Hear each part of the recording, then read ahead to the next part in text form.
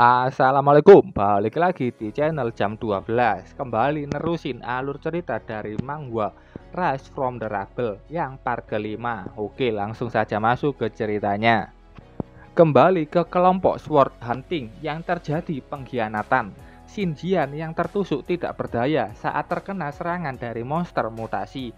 Hu Feng menyuruh Zhou Fan untuk membantu Shin Jian yang sudah terluka. Hong Wu senang melihat itu. Dia sudah membuat Han Qi menjadi mata-mata dan dia akan membunuh mereka semua di sini. Semua anak panah sudah mulai mengarah ke arah party sword hunting. Hu Feng terkena satu panah dan harus menahan mutasi di depannya. Dia menyuruh Pupan dan Zhou Fan untuk membawa Shin Jian pergi dari sini dan dia akan menahan mutasi itu. Zhou Fan membuat keputusan yang sangat cepat. Dia memukul Hu Feng hingga pingsan. Dia yang akan menggantikan tempat Hu Feng. Menyuruh Pupan membawa mereka berdua pergi dari sini. Biar Zhou Fan yang mengalihkan monster ini dan Pupan langsung pergi setelahnya karena dia percaya Zhou Fan bisa melakukan itu. Berkat bantuan sistem, perkembangan Zhou Fan sangat cepat, membunuh monster sekaligus meningkatkan kekuatannya hingga 99. Tapi jumlah mereka sangat banyak, Zhou Fan memilih untuk lari. Tapi mutasi itu dengan cepat sudah mengejarnya. Zhou Fan terpaksa meningkatkan skillnya untuk bisa kabur dari kejaran mutasi. Dia sudah berhasil kabur melewati monster rank D. Tapi dia harus cepat untuk kembali ke tempat Pupan berada. Hang Wu yang menjadi otak malah menunggu Zhou Fan mati, tidak langsung membunuhnya. Selain itu di tempat Pupan, Hu Feng sudah sadar.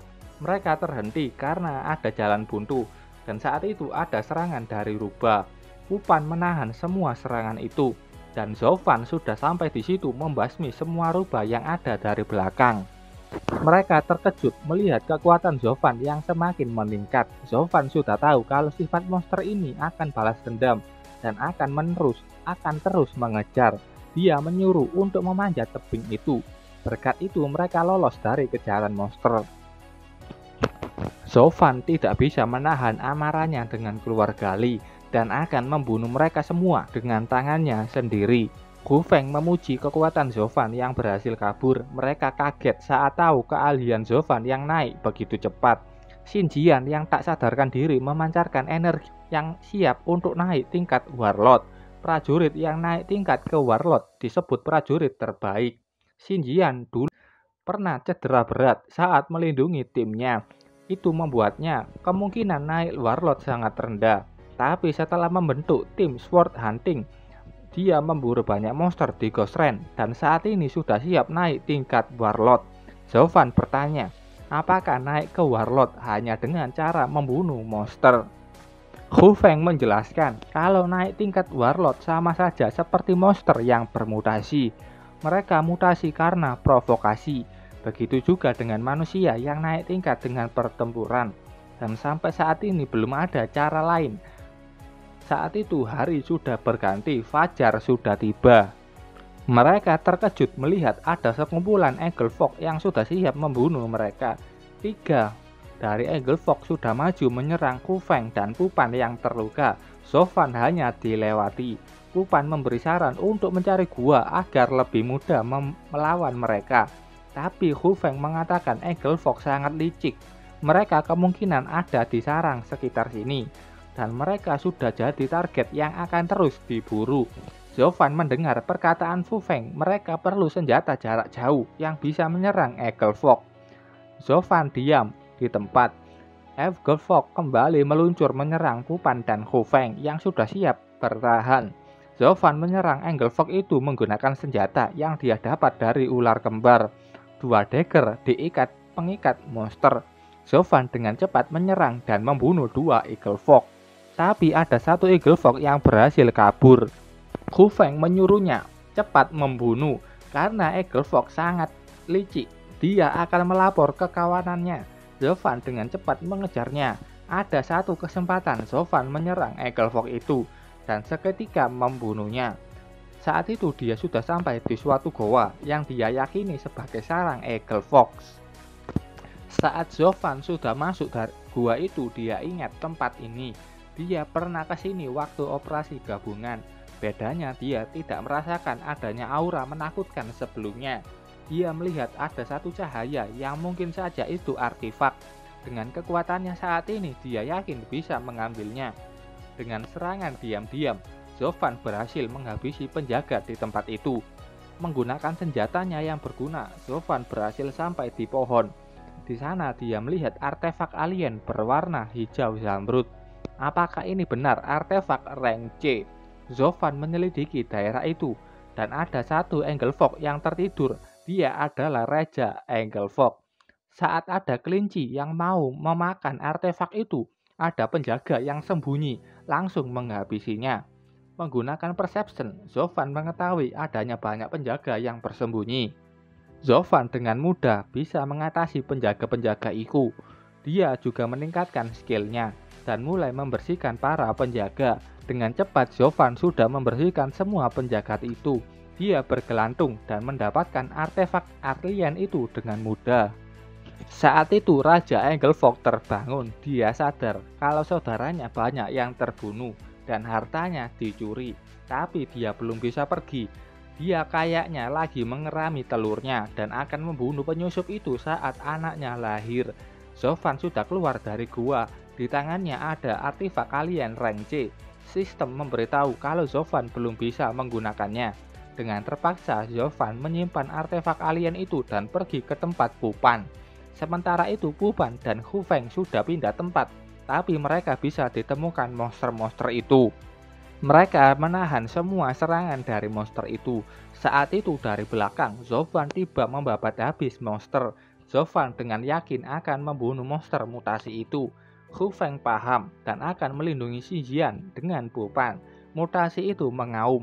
Aura yang dikeluarkan sangat menakutkan. Zovan dengan tenang sudah maju. Dia merasa mutasi itu tidak sekuat sebelumnya. Zovan dengan mudah membabat habis monster kecil lainnya. Berkat itu poin yang didapat sangat banyak. Dia mengarahkan serangannya ke mutasi. Dua serangan sudah bertemu. Zovan terdorong mundur. Zovan dengan cepat berhasil menghindari gigitan dari mutasi.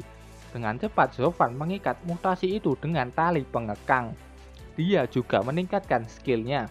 Dia maju dan berhasil membunuh monster tingkat Pseudo Warlord. Keduanya sangat terkejut melihat kejadian itu dan memuji Zovan yang semakin kuat saja. Hu Feng menghentikan obrolan itu dan membereskan monster-monster itu. Zovan tidak sabar menjual monster itu dan Pupan tidak sabar memakan daging monster Pseudo Warlord. Mereka sudah memotong bagian apa saja yang mahal dari monster itu. Pupan juga menemukan dua inti monster di rank. Itu cukup bagus mengingat inti monster susah ditemukan, tapi Xinjian masih belum bangun. Sementara itu ada dua orang dari keluarga Li yang ingin melihat mayat mereka. Tapi Zovan sudah menunggu mereka dan langsung turun siap membantai mereka. Kecepatan dan kekuatan Zovan sudah meningkat. Dia terbang membantai semua orang dari keluarga Li yang berjaga di sekitar situ. Zovan sudah sampai di atas pohon menyapa mereka semua. Dia bertanya, kemana Li Hongwu yang pengecut itu sembunyi? Mereka sangat sombong mengeluarkan senjata dan siap membunuh Zovan. Ada juga Kan Qi yang kaget melihat perubahan Zovan yang terasa berbeda dengan sebelumnya. Itu seperti berhadapan dengan prajurit tingkat Pseudo Warlord. Han Qi menjadi pengintai karena bisa merasakan perasaan bahaya yang luar biasa. Dia menyuruh mereka untuk tidak melawan Zovan, tapi dia terlambat karena Zovan sudah membantai semua orang yang di depannya. Han Qi ketakutan dan melarikan diri. Han Qi kenapa harus terburu-buru? Kapten Xin dan Paman Feng ingin bertemu denganmu. Zovan sudah di belakangnya berhasil mengejarnya. Zovan menebasnya. Kan Qi tidak mau kalah, dia juga menyerang Zovan. Zovan menahan serangan itu dan serangannya lebih cepat mengenai Kan Qi. Zovan menyuruh untuk menyerah dan akan membawanya ke kapten untuk menerima hukuman. Tapi Kan Qi berdiri dan menusukkan pedang Zovan ke dadanya. Pilihan satu-satunya, dia harus mati di sini karena dia malu untuk bertemu kapten. Kan Qi menjadi pengintai di sword hunting yang semakin terkenal dan dia mendapatkan banyak sekali uang. Sword hunting dulu Dulu ada 5 orang, 2 lainnya tewas saat ada monster wave.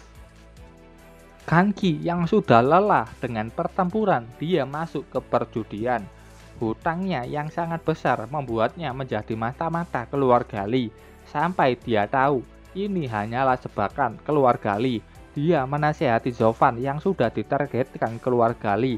Pesan terakhir Kanki sebelum mati untuk mengatakan ke keluarganya kalau dia mati karena berburu. Zovan mendengar ada satu walkie-talkie dari keluarga Lee yang kemungkinan dekat. Dia langsung menuju ke sana. Hongwu yang menunggu sudah tahu kalau kehilangan kontak dengan tim lain. Saat itu terjadi getaran hebat, membuat mereka memutuskan untuk mundur karena kemungkinan itu adanya outbreak. Begitu juga dengan Zovan yang tahu, dia membiarkan Hongwu lari untuk sementara waktu. Di tempat Raja Eaglefog, terlihat telurnya memancarkan cahaya terang yang sebentar lagi menetas. Oke, sampai sini dulu ceritanya. Terima kasih buat kalian yang sudah menonton videonya sampai selesai. Salam jam 12. Bye-bye.